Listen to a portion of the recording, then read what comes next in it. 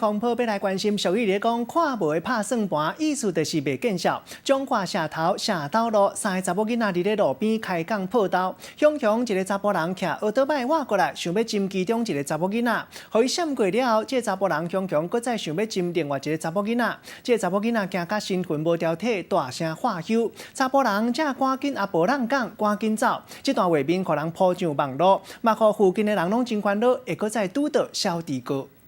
有三个查某囡仔伫咧路边咧开讲，雄雄有一个查甫徛奥多摆挖来，徛伫咧上外口的这个查某囡仔紧闪过，想袂到这个查甫搁去找另外一个查某来落手，伊头倒歪去要共针，互这个查某是安尼着青惊。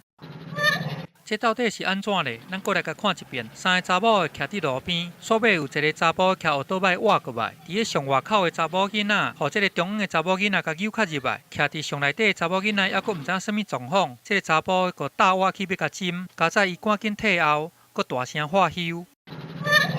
代志发生伫咧6月3日的下晡2点外，伫咧中华社头的社斗路顶悬。他忽然过来就是停下来嘛，那个举动就是好像要强吻他的样子。哦，真的会吓死。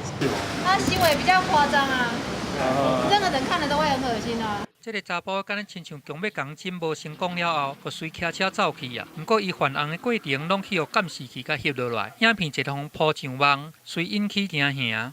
调出那个涉嫌人的车牌，我们会去通知这个涉嫌人到案。 根据了解，这三个查某囡仔是彰化市一间补习班的老师。